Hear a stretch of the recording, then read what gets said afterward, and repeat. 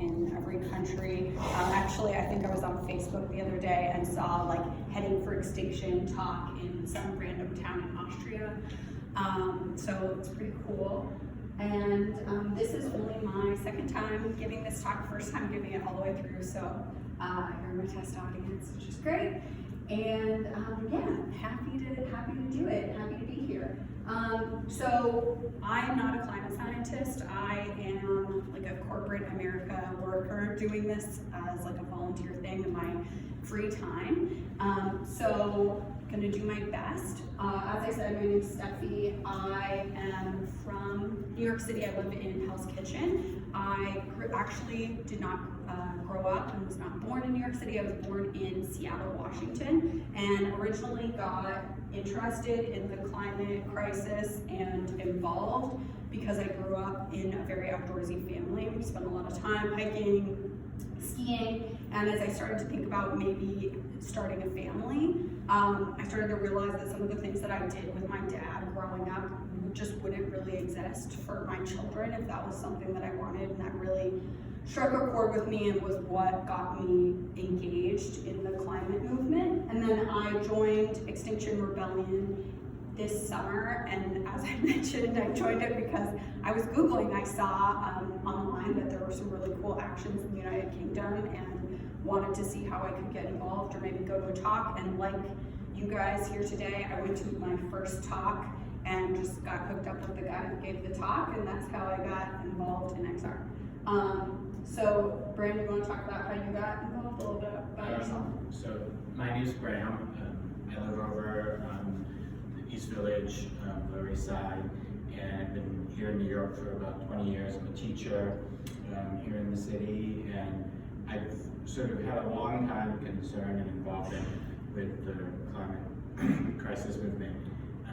But it was during Sandy, back in 2012, that I watched a 5-foot river flow down my street, and that really was sort of the turning point for me in wanting to become more involved. And I also became more involved with Extinction Rebellion back in September after I had got back from some summer travels. So I'll let you take over. Awesome, sounds good. Okay, cool. All right, so today's talk, I think we kind of talked a little bit about what brings us all here today, kind of how you learned about Extinction Rebellion. But just really quickly before I jump into it, I think maybe I'll just ask each of you, like, what makes you concerned about the climate crisis? Well, Jess, what are you thinking about? I mean, like, what doesn't, right? I guess I'm maybe especially interested right now in like relocation efforts and a refugee crisis that to me is, one and the same with the climate crisis. Yeah, totally. What about you? Yeah, I'm also really interested in that. I'm also from South Dakota originally, and I've seen like agriculture, the job's just terrible, and they're not making changes there, so I'm kind of looking at it from that lens too. Yeah, interesting. How about you, Walter, right? Yeah. I'm a retired school teacher, and I still work with students at the school that I work in Long Island City. We have a couple of school gardens, and I manage the school gardens. And it's right off the East River too. So we're really concerned about flooding. Yeah, definitely. How about you, Lena? Hi, I'm Lena. I'm Walter's partner, and I also help out with the garden. And so I think one thing that really got to me personally was seeing the whole area flooded during Sandy, and then of course hearing about what was happening in the rest of the city. That really it's a shock. Yeah. How about you, Tyler? Well, I think we both got super involved with it because of skiing to start with, which is kind of selfish. But it's hard not to watch the news and see the people like suffocating in India from air pollution and stuff, and not care. Yeah, definitely. Okay, cool. So really quickly, brief note about Extinction Rebellion before I talk about the mechanics of the talk. So XR number 1, we call it XR. It's a little easier than Extinction Rebellion. XR is a non-violent direct action civil protest movement. So really important that we're nonviolent. The other thing too is that through our tactics, we're aiming to get government and systemic action on the climate and ecological crisis. Importantly, we are an all-volunteer movement, and anybody can participate. Anybody could give this talk. If you got really into this talk and then you wanted to give it in like 3 days, you could definitely do that. It's all about just stepping up and getting involved. So I myself am a volunteer, as you heard. Brand's a teacher, just all stepping up and doing what we can because we know that this is just so important. Everybody has to do something. So today's talk is going to, first it'll happen in 2 parts and I'll show you the next slide. But first it will talk about confronting the reality of the situation that we're in, and then it'll talk about what we can do about it. Some of the information in the talk and also that you already know about the climate crisis can make you really sad, depressed, stressed. I know for myself, I often like these stress tornadoes where I just like don't know what's going to happen to the world, but there's nothing like action and doing something together and talking about it with a group of people, like everybody here in this room, to make you feel relieved and feel like we can move forward and we can do something about this. So that's the hope from today's talk. There will be 2 parts, as I said. There'll be part 1, which is the truth, and part 2, what can we do about the truth. Hopefully part 1 will be about 20 minutes. Second part 2, maybe like 20-30 minutes. And yeah, ultimately the objective is for us to kind of address the collective apathy that everybody feels in society about the climate crisis, and then give you some concrete ways that you can act on it, hopefully get you to learn more about Extinction Rebellion and how you could potentially join us. All right, so that being said, let's start with part 1, the really happy part, the truth. So the Earth is our only life support system. It is this beautiful, wonderful place. It's where we've evolved to live. Humans evolved on this Earth. We're meant to live in this climate, this environment, with water, air, everything that we need. And despite what people want to tell you, we can't go live on Mars, and maybe if we can, or like 5 of us can. I personally don't really want to live on Mars. I would love to continue to live on this Earth. And unfortunately, we're in the process of destroying it. So not only are we destroying the climate, but we're also destroying Earth's ecology. And through that, we're destroying our future because we evolved to live on this home. If we destroy our home, where will we live? And it's a very unique position that we're in as a human species, in that we know that we're destroying our home and we know what it would take to stop doing that, and that we're heading towards extinction because of that. And we have the ability to do something about it. We can recognize it and do something about it. So the question really is, will we do something about it, given everything that we know, or will we continue on with this apathy and just head towards extinction? So first, let's take a look at the climate crisis and what's going on there. Just some simple science here about the greenhouse gases in our atmosphere. So we, in the Earth, have this atmosphere. It's filled with greenhouse gases. Some of the major ones are carbon dioxide, methane, water vapor. There are others that you might have heard of. And the effect is that we get heat energy from the sun or from the core of the Earth.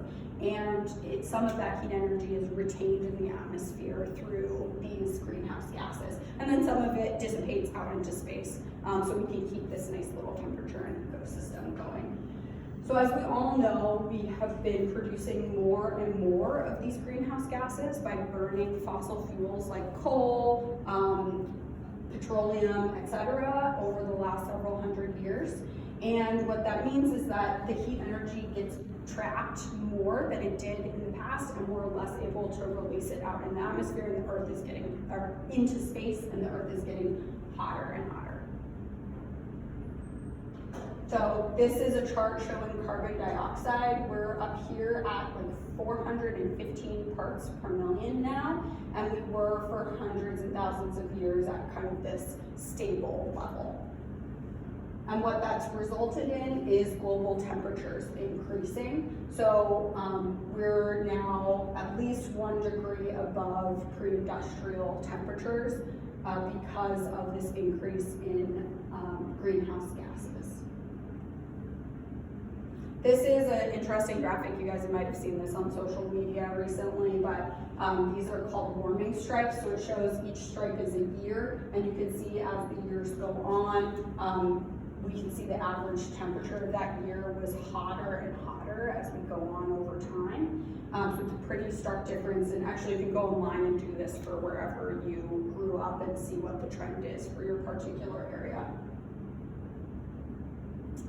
All right, so another important thing to know about the climate crisis is that we have been trying to do something about it collectively, globally, through something called the Intergovernmental Panel on Climate Change. So we created this panel in 1988, and it's an intergovernmental body that releases reports on what we're doing to address the climate crisis. And it releases those reports through a process of negotiation. So there are scientists all over the world, they come together, release these reports by agreeing on whatever the latest science is. And most recently in 2018, they said that limiting global warming to 1.5 degrees Celsius above pre-industrial temperatures will require drastic action. And that coming from a governmental body that is a little bit more conservative is pretty stark. It's a pretty intense statement. And then also along the bottom, they've said it requires rapid, far-reaching, and unprecedented changes in all aspects of society for us to do that at this point, and that was just in 2018. So coming from a governmental body that's pretty aggressive, and it's basically them saying we need wholesale changes and revolution to really meet our targets and avoid, you can see in the middle, avoid what they call the worst effects of climate change. And when they're talking about worst effects, I think it's really important the language that's used there. I think you could read worst effects and think like, oh yeah, whatever, like the sea's gonna rise. But what they mean by worst effects is like we die and all the plants die, and I think we need to be real with ourselves when we read this information. All right, so why do we make such a big deal about just a 1 or 2 degree increase Celsius in temperature? It is, for now at least, really a focus on the change in the average temperature distribution because of these small changes, and that increases what extreme weather events we see and what the outliers are. So like the hottest days are way hotter, coldest days are pretty cold, and that can result in catastrophic events that kill our crops, people, force us to resettle, etc. And we haven't seen this level of temperature for 130,000 years, as it says. And we might have seen temperatures like this in the past. I think that's one of the arguments that people make, like, oh, well, the Earth has been warmer at periods of time. But I think another important thing to note is that humans have never been alive during those times where the Earth has been warmer. So the Earth has continued on without humans, but humans have needed it to be this lower temperature to survive on Earth. All right, so as we know and as we've talked about before we started this, heating has already been felt globally through catastrophic events. I think there's different examples here. I think this photo is from Hurricane Dorian. We've seen the pollution crisis in India before. This year, particularly bad. And we also can feel this across the United States as well. As you mentioned, South Dakota earlier. I'm from Seattle. There are tons more forest fires than there ever were. When I was growing up, we didn't really talk about that. It wasn't like a regular thing that occurred. But you can see here this photo of the California wildfires recently and just how devastating they are. And then this is some of the Midwest flooding. And then, as Brent mentioned, just worse and worse storms like Hurricane Dorian or Sandy, where you've got 5 feet of water flooding New York City, which is pretty wild.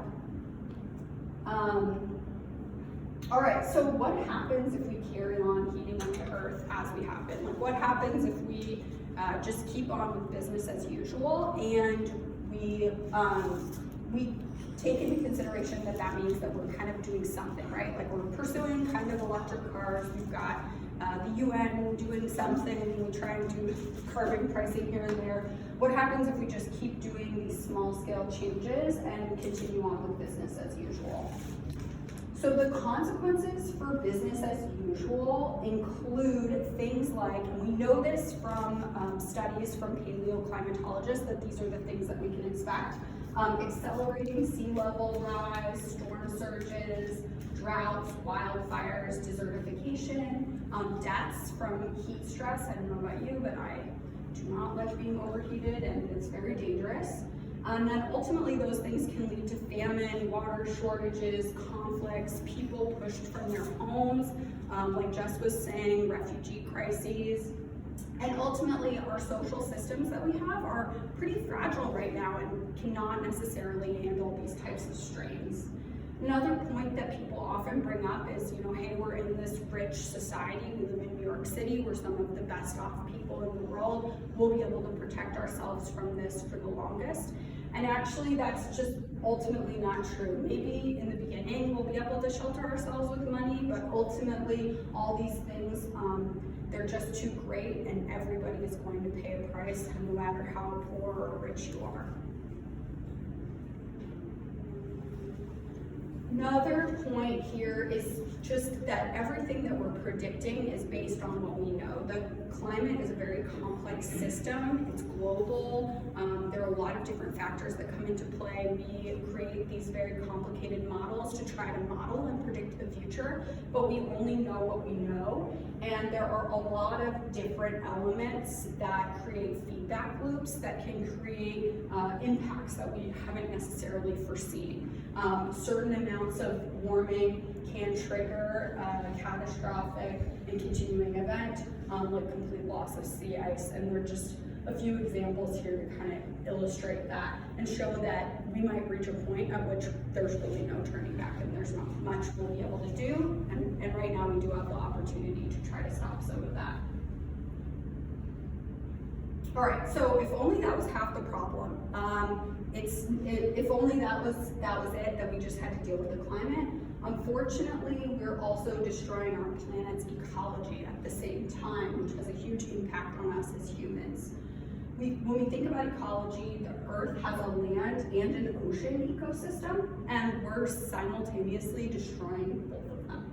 So if we look at the land first, high intensity agriculture, as we were mentioning, has replaced a lot of wilderness. We've also replaced wilderness with animal agriculture. And what we've seen is burning of forests by humans and a variety of activities that have led to deforestation. And forests are a huge way that we regulate our carbon in the atmosphere and also retain biodiversity and moisture in the soil so that we can grow food and survive in desperate times. So once you start a process of deforestation and you lose moisture in the soil, what can result is a process of desertification. So once you lose the quality of your topsoil and your biodiversity, your land can turn into desert. And once something turns into desert, it's extremely difficult to turn it back into fertile soil, if not almost impossible. And we've seen desertification increase, the Sahara is growing in size, and this is another thing that we need to consider. So on top of that, the oceans are equally vital to our survival. They supply a lot of our food. They're also a carbon sink and a source of oxygen and impact the quality of the oxygen that we breathe. So as the temperatures increase and the ocean absorbs more and more heat energy, it reduces the dissolved oxygen levels in the ocean, subsequently killing ecosystems. We have processes of acidification of the ocean and algae blooms that just kill off thousands of species and ultimately melt our ice caps as well, which, it all feeds into one another. So we, through this process, have begun what's known as the Earth's 6th mass extinction, and there have been 5 mass extinctions prior to this one, 4 of which have been caused by warming and increases in greenhouse gases. But this one is particularly rapid, and it's solely due to human activity. We are driving this, and we're driving it way faster than any of the other extinctions that we've seen. We're losing thousands of animals, and there's a normal level of extinction that you see that they refer to as background extinction, and we are seeing animals go extinct way faster than what would be a normal expected rate. We were very lucky in that we inherited this beautiful earth. We got to watch all those nature documentaries and see, the wonders of the Serengeti, enjoy these birds and animals. And what we're doing is we're essentially killing those animals and that biodiversity. And we're saying that, future generations won't get to enjoy that. Our children, our grandchildren will never be able to experience the rich world that we were born into and that we inherited, which personally is really hard for me, just the selfishness of that.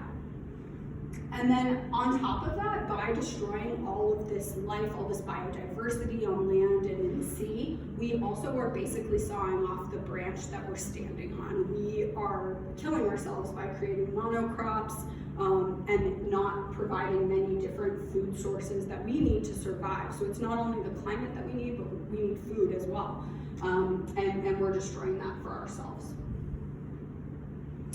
So just want to take a pause here and just take some time to sit and reflect and think about that. Is there anything that hit you particularly? I think just think about it silently for a little bit before we kick off the second part of this talk.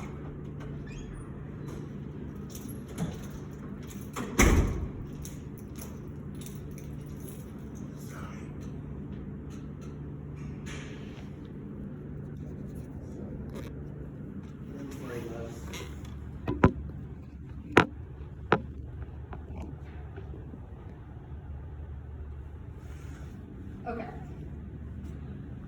so let's move into the what do we need to do part of this talk. As we say in XR, we need to make sure that we tell the truth and we act like it's real. So we've told the truth, and now we're gonna move into the part where we're acting like it's real, and we need to do something about it. From this moment, despair ends and tactics begin. So we can't just sit around and be sad and stressed out. We need to do something. So I mentioned this earlier, but a big thing that we need to do as a human race is overcome this collective apathy that we feel about the climate crisis.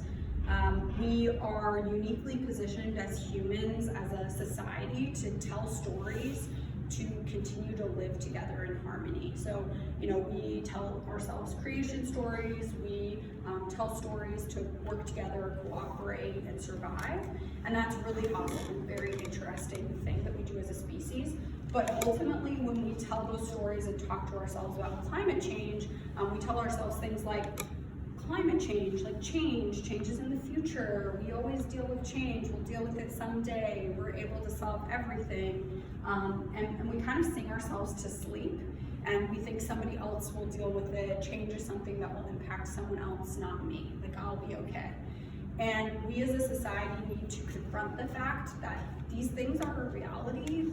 This change is going to impact you. This change is happening soon, and we need to do something about it. And it's our responsibility to confront that collective apathy and change our behavior and actually do something about it.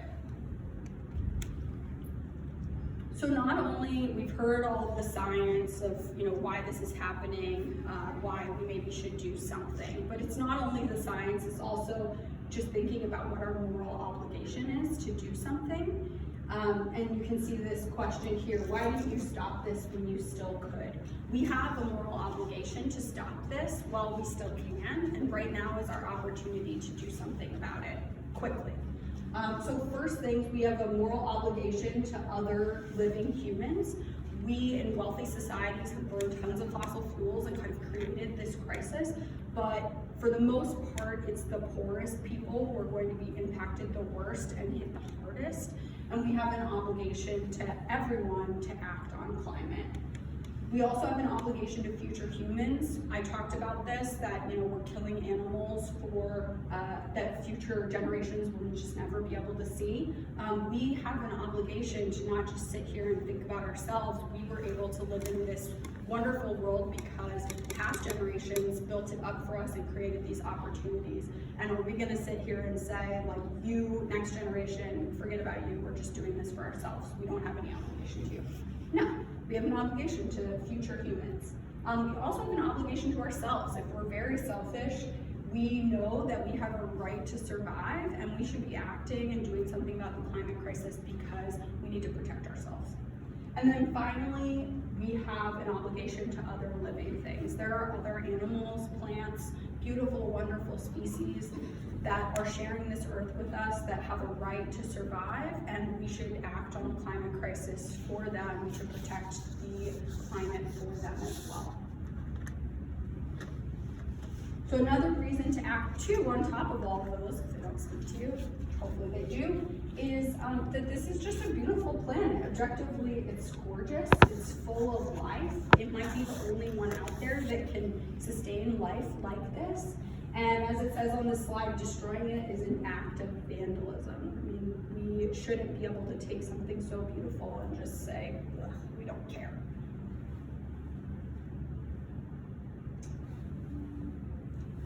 So if we look at it like this, it becomes not why should we act on this, it becomes how couldn't we act? How could we be so selfish as to not do something about this while we have the chance?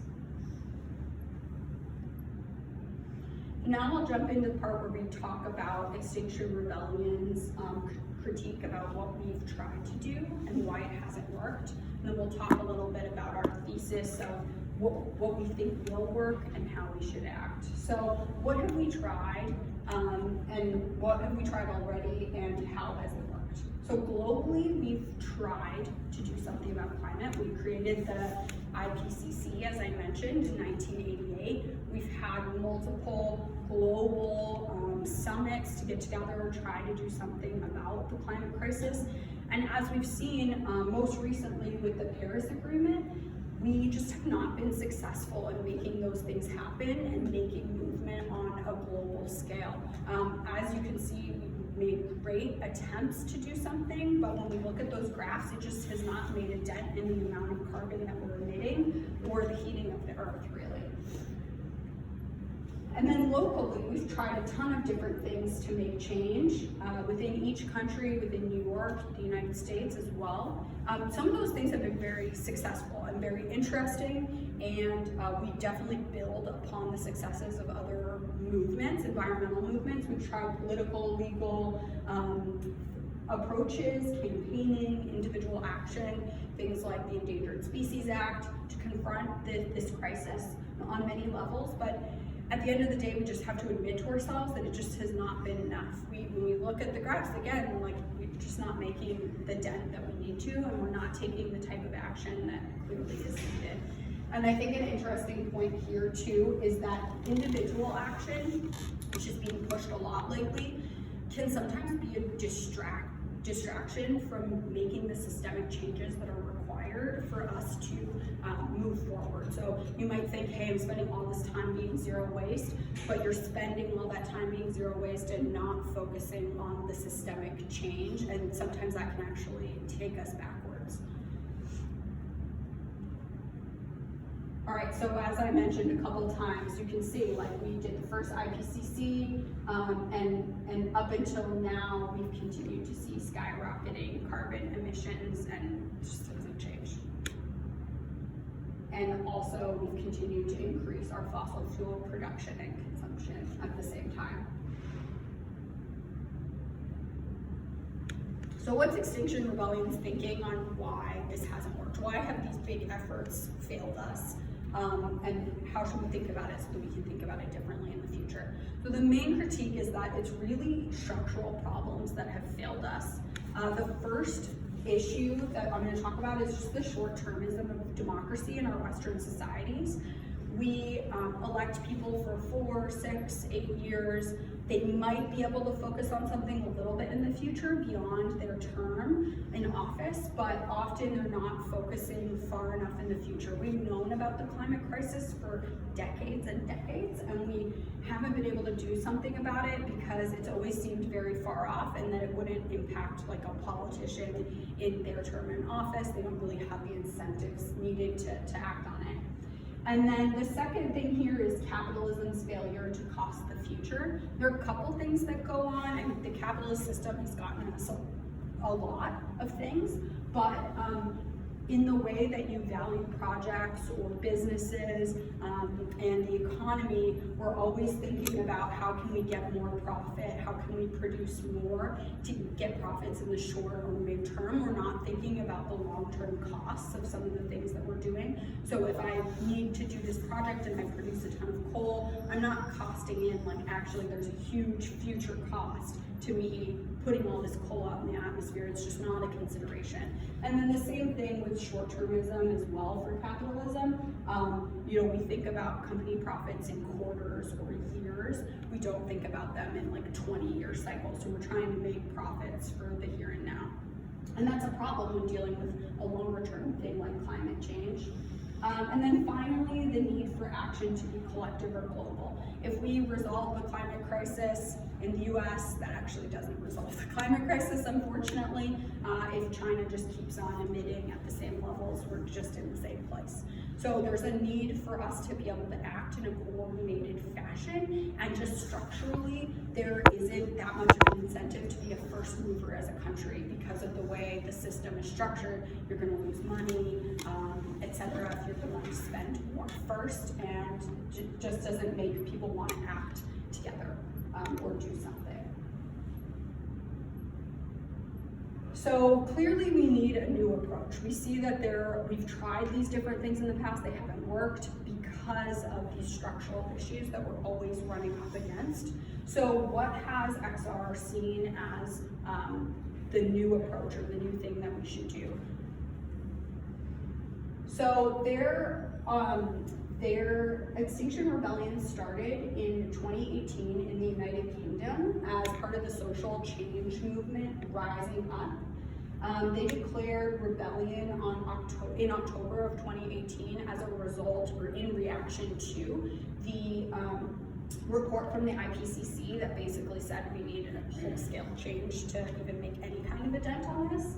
And then I think around when I heard about XR was when they blockaded the London bridges and got a lot of global and international attention to their movement. And then from there, it's just grown rapidly.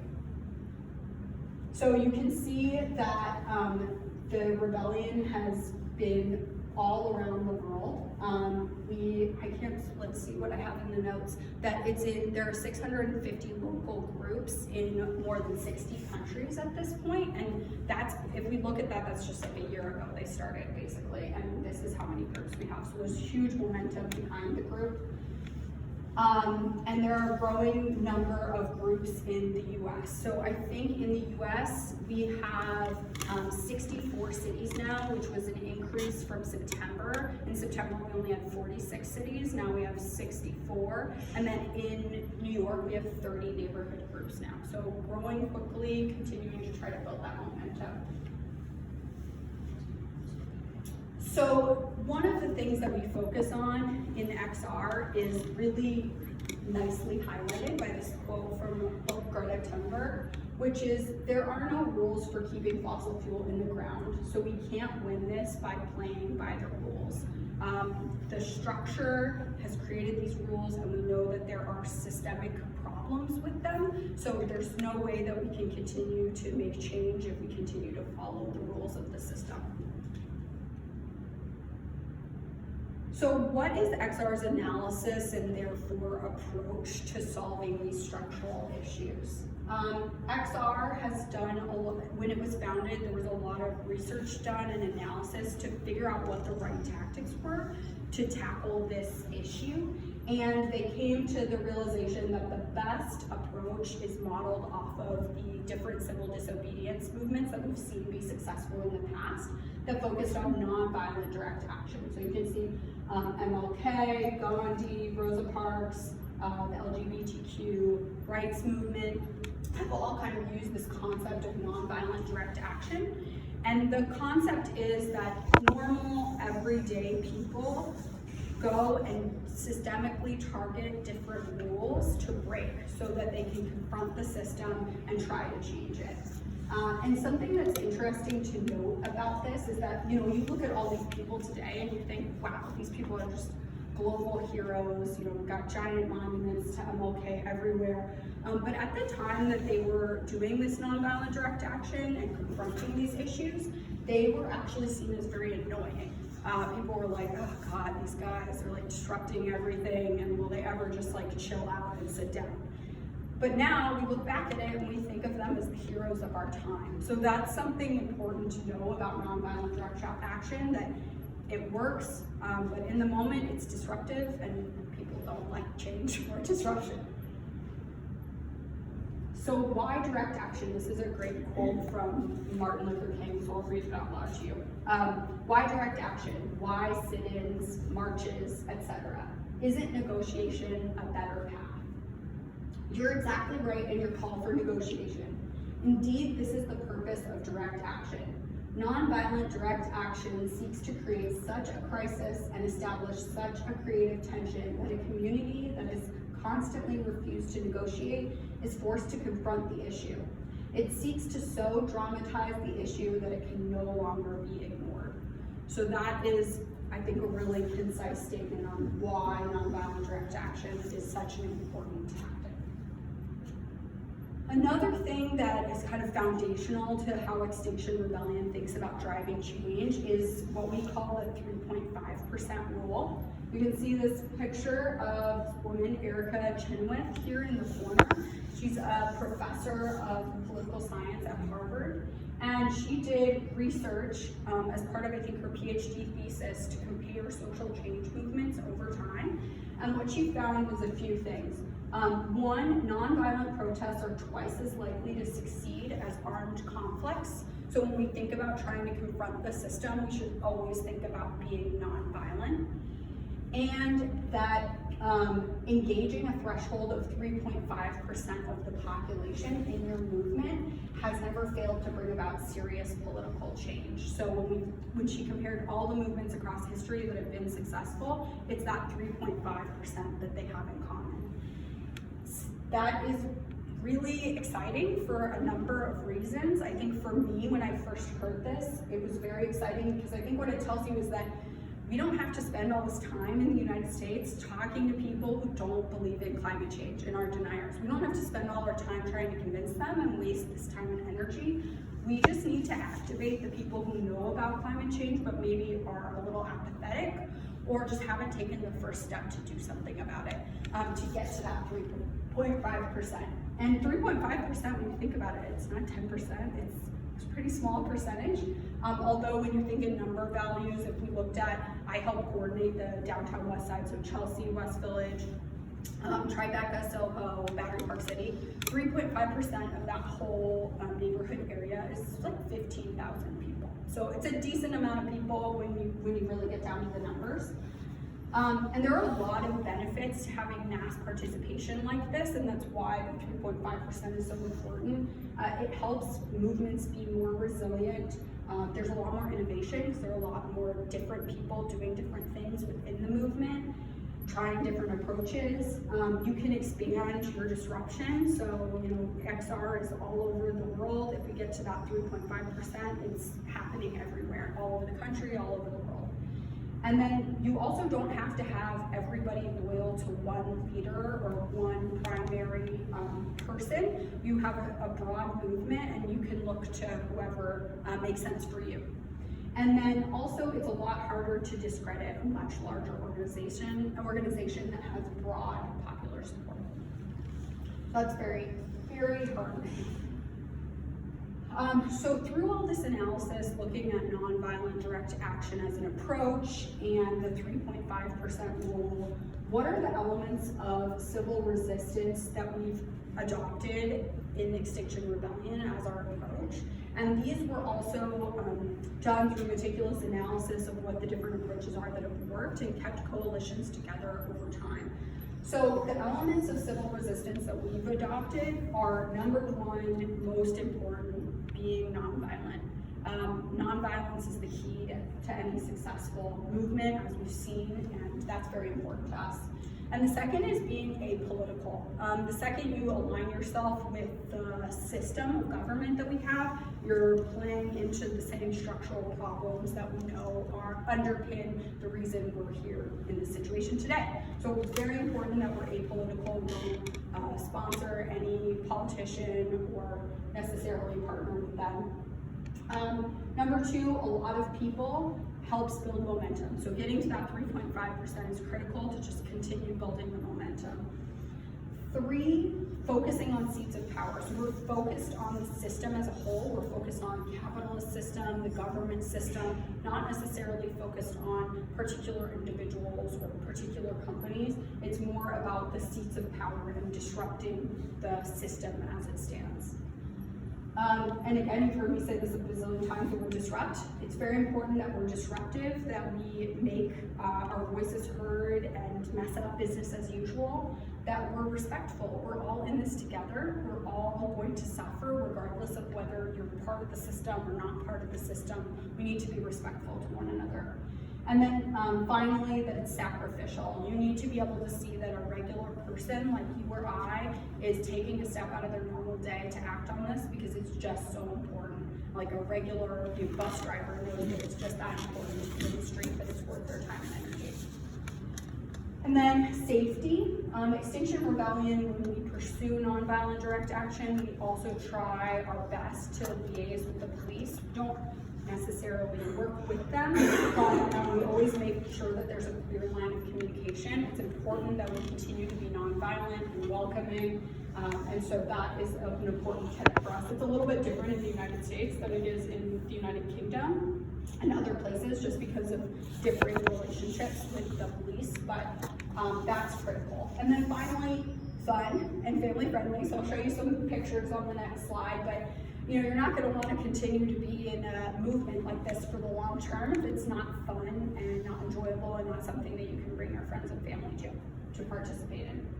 So you can see on this slide, if it ever changes, that we try to be engaging, creative, and fun. So maybe you can see this in the pictures, but on the bottom left for you guys, we recently had a civil disobedience action where we did disco in Union Square, and these have been happening all over the world. I think originally started in Australia. They're really fun. You can YouTube them.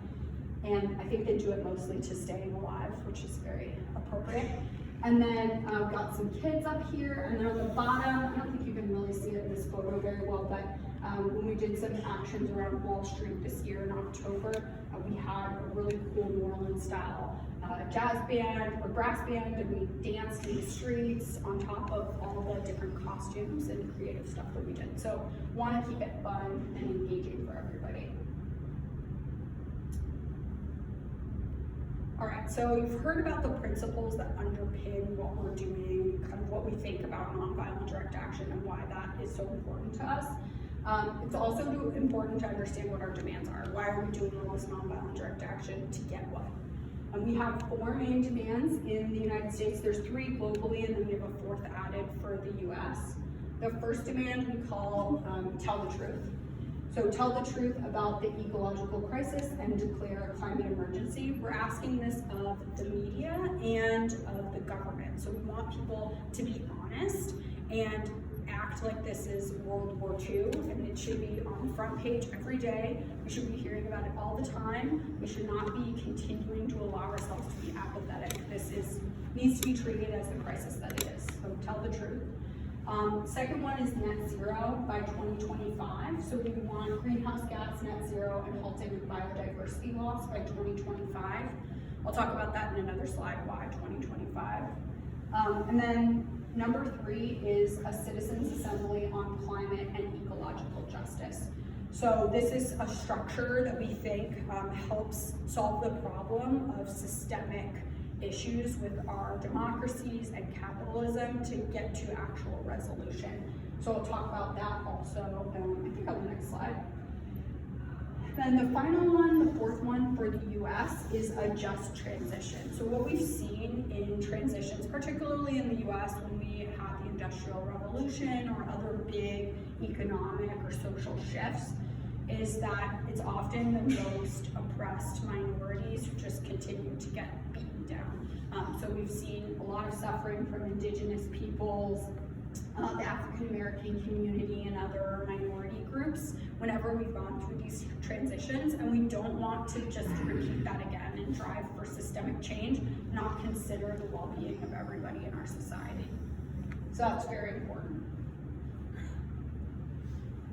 Okay, so you might be wondering, what is a citizens assembly? Why citizens assembly? I haven't heard of this before. Citizens assembly is a unique structure, sometimes called different things, but for XR's purposes, we call it a citizens assembly.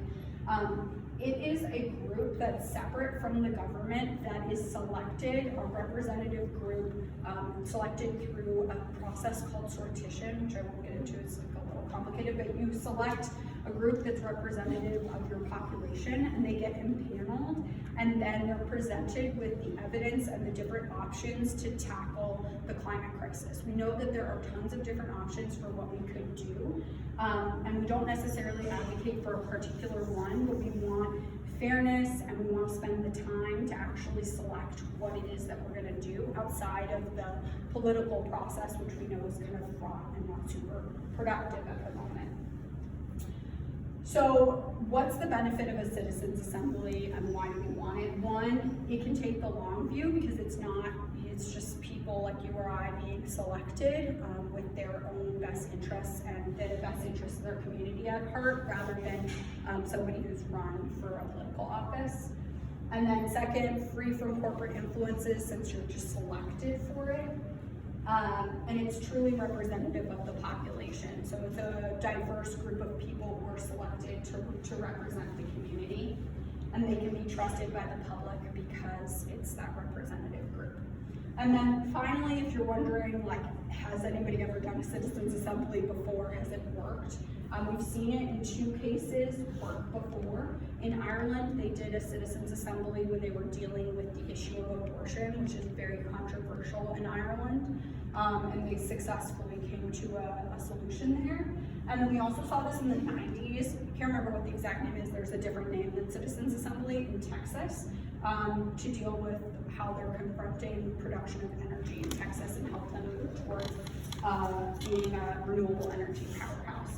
And then another thing to note too is that Citizens Assembly has actually been advocated for in the United Kingdom and successfully achieved there by Extinction Rebellion, but the demands of the Citizens Assembly are not legally binding, so they continue to kind of rebel to get the Citizens Assembly's decisions to be legally binding once they're made in the United Kingdom.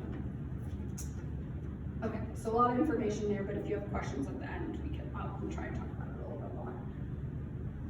All right, and then to answer the question, why 2025, when we say, why do we need to get greenhouse gases to net zero by 2025, really 2025 is just a proxy for saying today.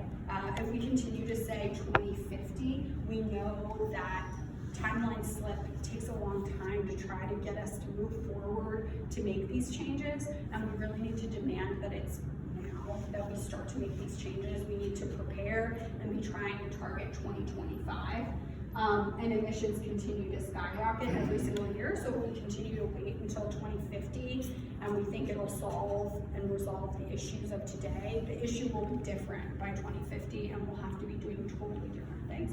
And I think you see that in examples, like if I look at Seattle where I grew up, they created a seawall to deal with sea level rise, but it probably took 10 years to pass that and say, oh, we're gonna get the funding to get the seawall, and now by the time the seawall's built, it's probably too short and actually isn't going to be very effective for very long because that process has taken so long. So it's important that we start basically today doing this. All right, so again, 2050 is too late. We need to act now. Knowing what we know, our moral obligations, the science, the reality of the world we live in, we need to just be doing stuff today. We can't be making these 2050 plans anymore. So what have we done in New York City? This is an awesome photo of some folks in the street. XR New York City actually started in 2018, soon after the UK group started.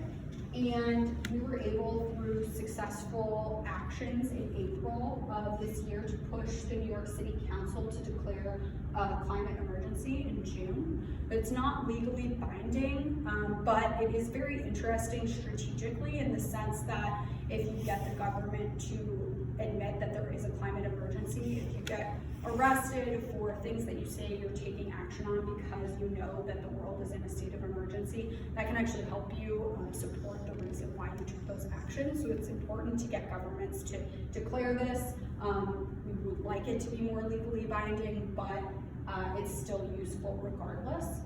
And then another thing here, you saw that the New York Times dropped its sponsorship of the Oil and Money Conference in September, and that was through successful direct action that we've done at the New York Times throughout this year, asking for that change. An important thing to note here is that when we say tell the truth, we mean everybody needs to tell the truth. So, while I read the New York Times quite a lot and in general think they do good work, you'll notice that the climate crisis is not on the front page every day, and they're really not telling the truth about the reality of the situation. And often they go a while without really having anything on the issue in the headlines.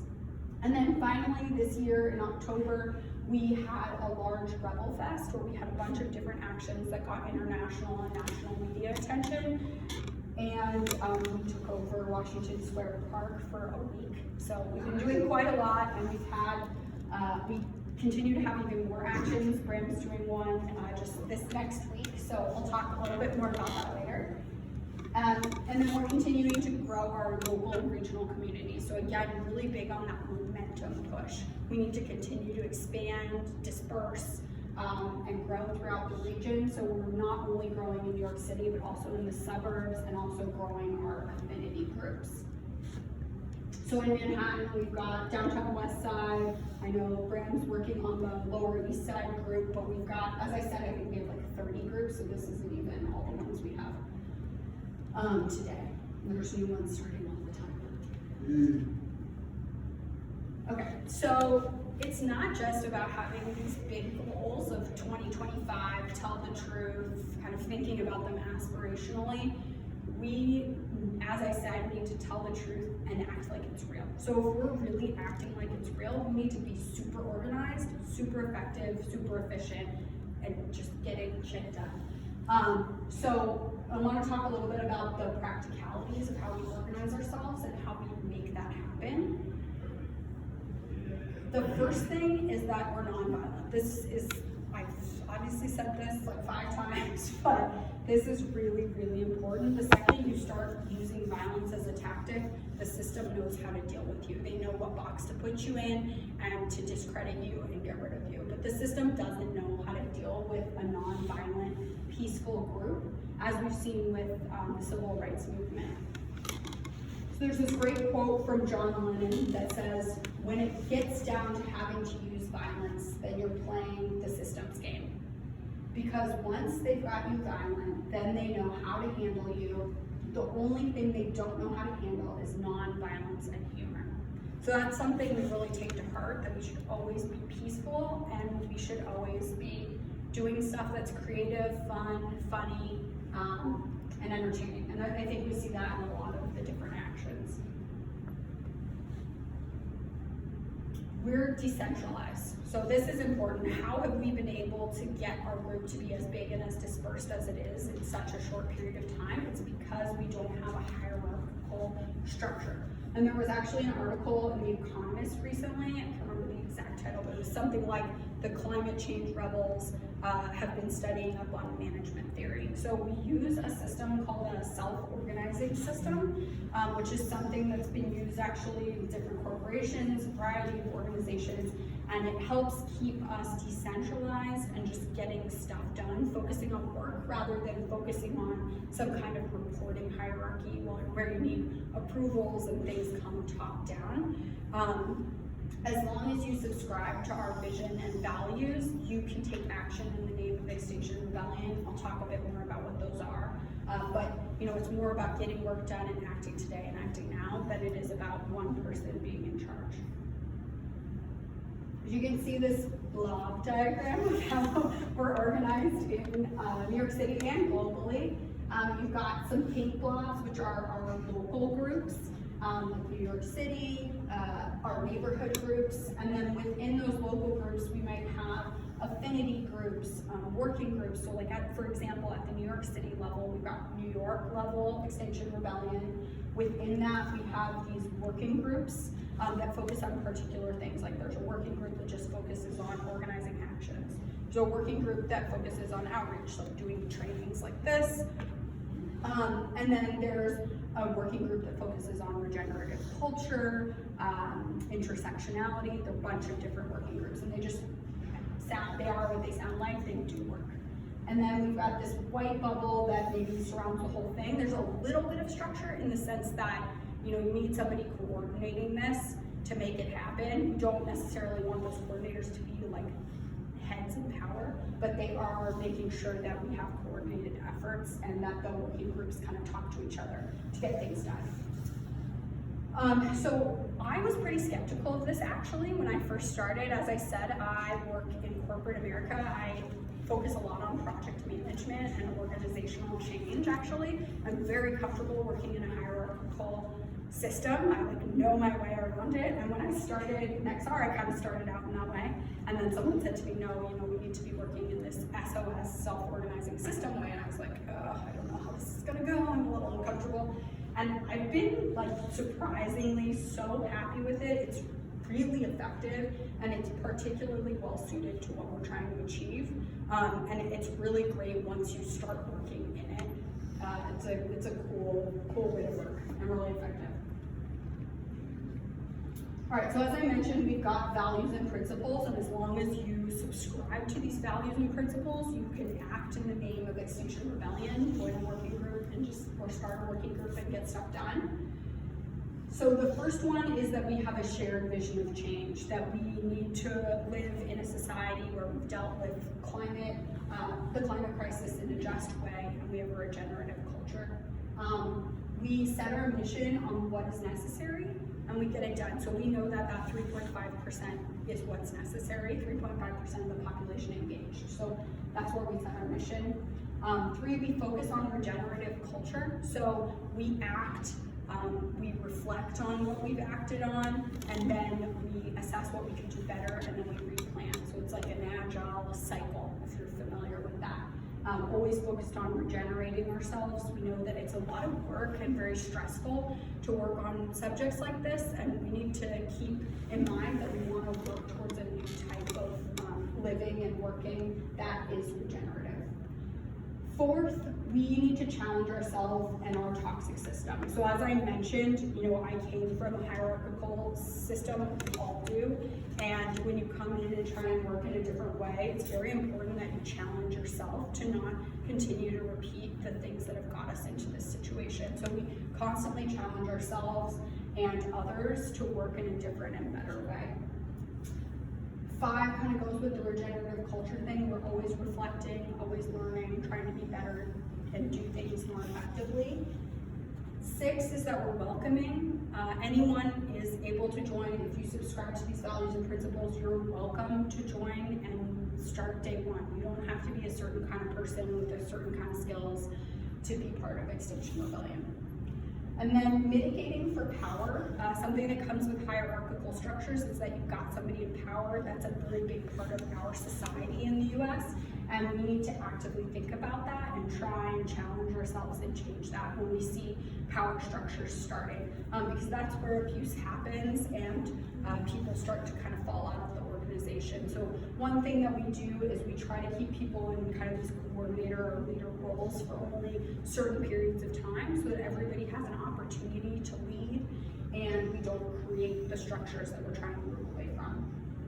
And then 8, which spoke to me when I joined Extinction Rebellion, is no blaming or shaming. It's not your individual responsibility to solve the climate crisis. Just because you're not a vegan does not mean that you don't also deserve to have a voice on this and speak out.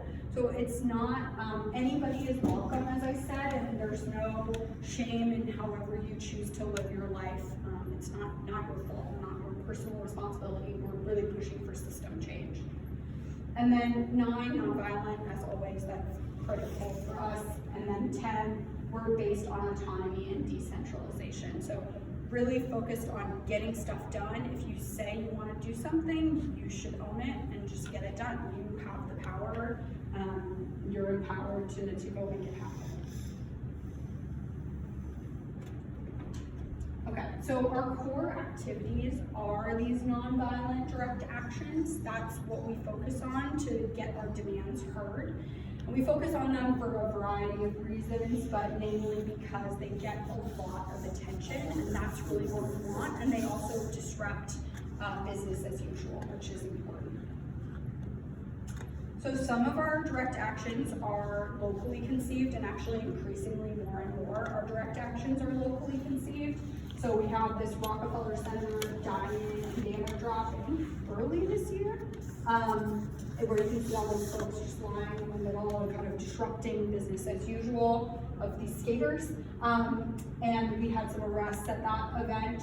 We also have locally conceived actions that are not arrestable, that are just drawing attention and kind of shocking people out of their normal day-to-day. We've done several funerals for species in Prospect Park, around the city. As I said, we've done civil disobedience. We're currently doing caroling about climate change in front of City Hall and in the Union Square Farmers Market, or Christmas Market. And then we had these oil and money protests at the New York Times that were really successful. That's where the tree lights up. Yeah. That's where the tree lights up. Yep. And then some of our actions are conceived internationally. So we are an international group, and there is a lot of value in being able to do these activities all over the globe at the same time to bring international attention. So October 7th, the week of October 7th is a really good example of that. That was our week of global rebellion, where there were multiple actions, hundreds of actions all over the world that you might have seen in the news. And in New York City, this is a photo of us blocking traffic for actually 2 hours. We held this intersection the week of October 7th, and I think this one we got 60 people were arrested. And then earlier in the week, we did an action that got a lot of media attention on Wall Street, where 80 people were arrested. So those things are globally coordinated, and in the future, we might have things nationally coordinated as well. There are a lot of different reasons that we do these actions. Some of them are movement building, some of them are symbolic, some of them are just super focused on particular seats of power at particular times. So there are a lot of reasons why we do them. They're not always focused on arrests, so sometimes we do actions that are just community building activities to get people building doing different stuff, getting engaged in their community. So arrests are important to us because they drive media coverage. Disruptive actions, I think you might notice this, but you get thousands and thousands of people out in the streets for like a climate march or the Women's March, and it's in the news for maybe like 2 days. And you might get the same amount of media attention by just having a few people, not a few, but maybe like 10, 20 people arrested in a particular location. And it can be done a lot faster, a lot more frequently. And so that is something that we do focus on. But as I said, there's different types of actions. There's some actions that have arrests, there's some that don't. And if we do have actions that have arrests, number one, you have to volunteer to be arrested. There's wonderful training about how to do that in a safe way. For the most part, people who do choose to get arrested get very low charges, like maybe the equivalent of a ticket in New York City, because we target particular laws and rules when we do that. But I work at a financial institution, and by I got arrested, I'd be a little worried about my job. And we know that there are a lot of people like that, whether like you don't have the immigration status to be arrested, you can't take time off work, or you know, it's just not safe for you in general. There are communities where I wouldn't necessarily encourage you to get arrested, but there are some people who have the privilege to do this, and it's an option. But for every person that gets arrested, we need tons of people standing around to support them as part of the community. I get arrested. You'll see, yeah, you'll see a bunch of people. I'm gonna say is, like this point, Yeah. like this point, I have an issue with my house, so I decided to get arrested. Oh no, that doesn't sound good. So I decided to get arrested. Okay. So there are, in a lot of these situations, we need like people standing around watching everyone get arrested. We need people supporting people who might be choosing to go to jail. There are a lot of different roles that you can play. I know personally, I just choose to support and help coordinate. I don't choose to get arrested, but it is something that is That's what important. I'm doing. So I decided to get arrested. Okay.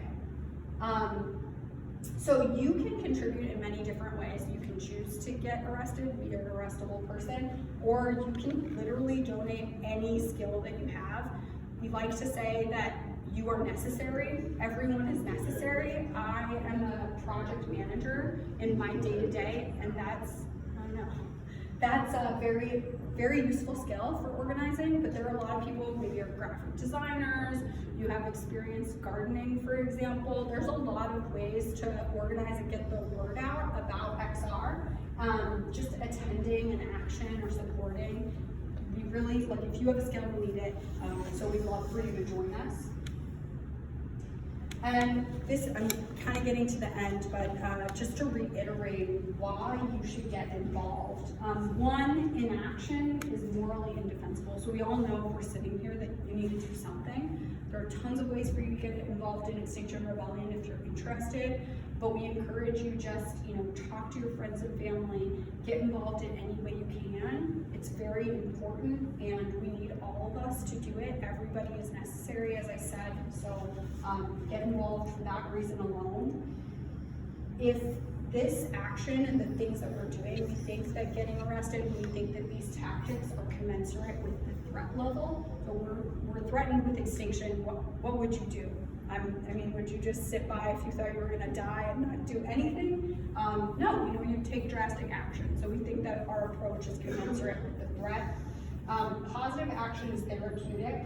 I know when I get into deep tunnel of depression about climate crisis, I often am always like, I need to reach out, I need to go to another event, I need to do something, and it's very cathartic and helpful. So if you're kind of stuck in that low place, there's nothing like doing something to bring you more positive energy. And then there's literally no bigger historic moment ever. Like, this is it. If you're wondering, I think on the next slide, I have a quote, like, if you wondered what you would have done during slavery, the Holocaust, or the Civil Rights Movement, you're doing it right now. This is what you would have done, and we all should be doing something so that, at the very least you can say that you did something and you tried. Okay, so the next steps to get involved. We really would love to get you involved in any way, talk to any of us at the end. Happy to get you clued into the groups we're parts of. Key thing is that you don't need permission to get involved. We have tons of events on our website, on our Facebook page, Instagram, Twitter, all the channels. You can just show up. There's no permission slip required. You don't necessarily have to sign up. Just show up and start doing stuff. But there are a bunch of next steps if you're looking for a particular thing to get plugged into. First thing at the top is a welcome call. There is one this coming week on the 18th at 12. These are just virtual calls that you can call into on your lunch, where they talk a little bit more about like the actual structure of Extinction Rebellion in New York City and how you could get involved. So those are great. You can attend a nonviolent direct action training. I would encourage this even if you're not interested in getting arrested. It's just really educational, and it's good if you're around that environment attending actions to kind of understand the dynamic of what's going on. And then, join up, join a working group. We've got arts, media, outreach. We also have neighborhood groups and affinity groups, whatever sparks your interest. And they'll talk more about that in the welcome call, but we're also happy to talk to you about it. Brown's one of the coordinators for the Lower East Side neighborhood group, and I'm one of the coordinators for the Downtown West Side neighborhood group, so we're happy to get you plugged in that way, or into anything else. And then join in on the actions. We have tons of actions all the time, and I want to give, Graham will talk in a second about some of the upcoming ones. We have, I think this next weekend, 2 coming up. One is an East River Tree Rebellion, which we'll talk about, and there's also a meditation rebellion. We've got a group of a lot of folks who are into meditation and Buddhism who have an affinity group. And then what you can't see on the bottom, which I'll try and pull up once I stop the slides, is there's just a website that's like xrebellion.nyc, I think, and we have an events page, and there's tons of information about how to get plugged in there.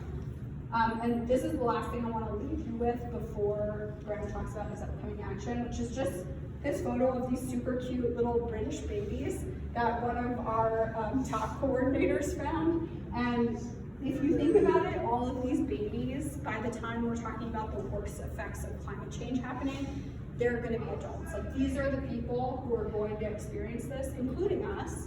But, if we're acting for no other reason, we're acting for the future of these very cute babies. So, really want to get you involved. Thank you so much for your time. And before we open it up for questions, do you want to talk about the upcoming action that you have? So just real quickly, next Saturday, there's 2 actions. So it's the solstice, which is part of the race of the day. And to sort of be mindful of that. In one sense, symbolically, the solstice represents the longest night of the year, the shortest day, but from that day forwards in the calendar year, you also are then gaining more light. So there's a sort of reawakening element. So the 2 events that are happening that day, one is organized by the Lower East Side, and it's related to the East River Park. How many are you familiar with what is going to be done to the East River Park in Mannermans? So a couple of you. So next Saturday. So that is next Saturday. And so the plan right now the city has is to take the John Lindsay East River Park that is along East Village, Lower East Side, and to destroy it in order to build up a much higher barrier to prevent flooding. And so a lot of people have sort of asked, well, why are we opposed to that?